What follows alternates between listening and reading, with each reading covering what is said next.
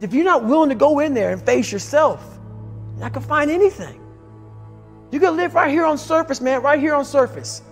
So if there is an ending to this world and there is somewhere to go and there's a judgment, you're gonna get there and you might see a chart. And that chart may tell you who the fuck you should have been.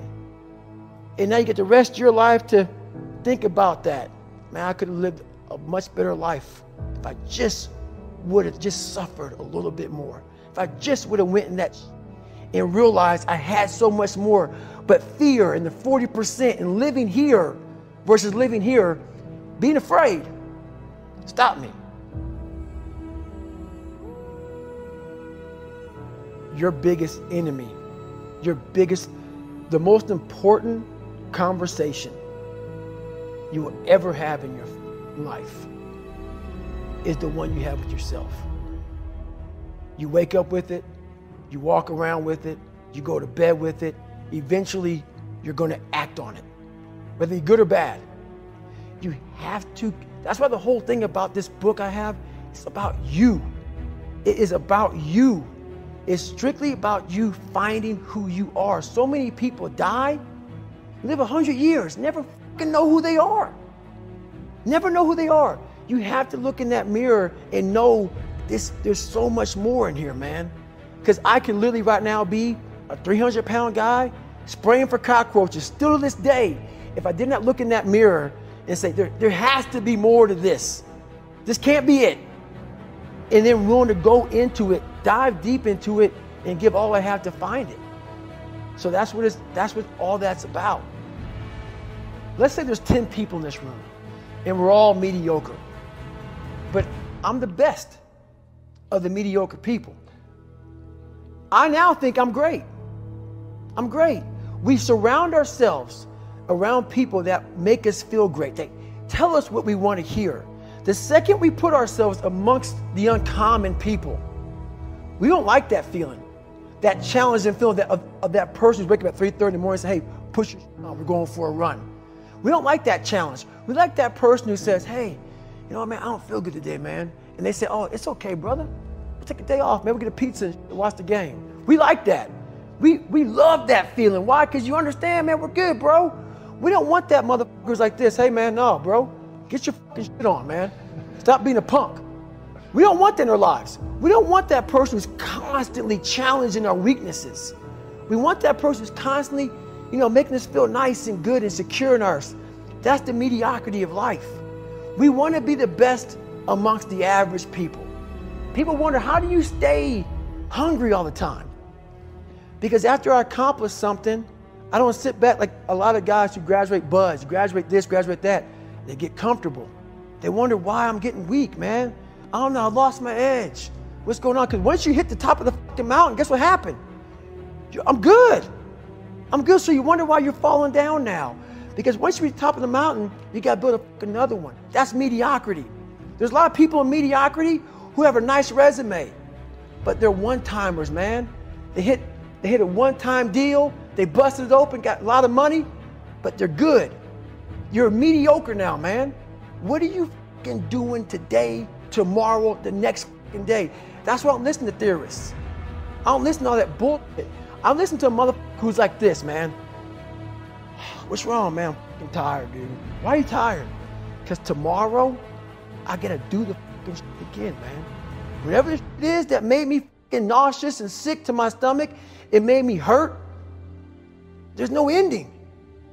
And that's the person I listen to. That's the person who's gained knowledge. You gain knowledge through suffering.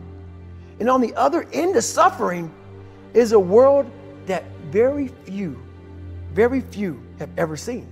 It's a beautiful world because that's where you find yourself. You don't find yourself in over here. You find yourself on the other end. Like the 100-mile race I was on, I ran it for 24 hours. I found myself on the other end of that race. That 19 hours, I found, wow, there's a whole nother world out here that I've never even saw. But the world's in your mind. And that's what all that mediocrity is about. The mind has the tactical advantage over you at all times. At all times of your life, the mind has a tactical advantage over you. Why is that? It knows what you're afraid of. It knows your insecurities. It knows your deep, dark lies. And it starts to push you away from that. It pushes you in a direction that is comfortable. The mind controls everything. So what I realized was that when I was growing up and I was 300 pounds and I got all fat and I got all insecure, I realized that my mind kept taking me in this direction. When things got uncomfortable for me, when I was facing my insecurities, when I was facing my fears, my mind said, oh no, we have the tactical advantage. We need to get you, separate you from this feeling over here. Life's all about feelings. We want the happy feeling. We don't want that feeling of this sucks. If in that moment, you can answer those up questions and you are now in charge of your brain versus your brain ruling you, that's where all that stuff comes from. So the 40% rule is all of that. You get to 40%, your brain says, we're done. Let's roll, man. This is starting to get painful. This is uncomfortable. So you sit down. You have to figure out ways, and everybody's different. That's how the book kind of talks about, like we all have these things about, 5 steps to this and 4 steps to this. It's a lot more than that. That's all bullshit. It's a practice that you have to, it's a habit. So if you know that at 40%, I'm feeling pain. At 40%, I'm feeling pain. That's where the 40% rule kicks in. Now it starts. Okay, I'm feeling pain. My mind's saying all this to me. It's saying, get out of here, run, flee. The fight or flight kicks in. Okay, we're done. We're not good enough. It starts telling you all these things. You start to believe it because the mind controls all. This is the time where you have to gain control back of your mind. It's okay. Let me see if I can go 45%. And once you start giving yourself more and more hope and start realizing, okay, the mind starts to be, okay, what are you doing? We're supposed to be going right and you're going left. You start then controlling your mind. Start finding more in yourself. And then it goes from 40% to a lot further than that. But that's the start of it though. Get to the spot where your mind is saying stop. Whatever that is, you gotta get there first. And then that's when that starts to work for you. You gotta control yourself in that moment. I saw myself as the weakest person God ever created. I came from a horrible background. I got called nigger every day of my life growing up. Lived in a small town. One of the high-ups in the KKK, son, sat behind me in 2 classes, so he called me nigger all the time. Got my first car, they spray painted nigger, we're gonna kill you on it. So I was just an insecure, scared kid. But the best thing that happened to me, no one helped me. So the things that we run from, we're running from the truth. We're running from the truth, man. As painful and as brutal as it is, we have the ability to go in such a space if you're willing to suffer, and I mean suffer. Your brain and your body, once connected together, can do anything. The only way you're ever going to get to the other side of this journey is you have got to suffer to grow. To grow, you must suffer. So I wanted to change to be the hardest man ever created. And my goal when I was sitting there, not going to school, being bullied, having no self-esteem, my goal was the only person that's going to turn this person around is me. How? That's the question. How are you going to do that? I had to build calluses in my brain the same way I built calluses on my hands. So I broke the Guinness Book of World Record for pull-ups a long time ago, but I failed at it twice.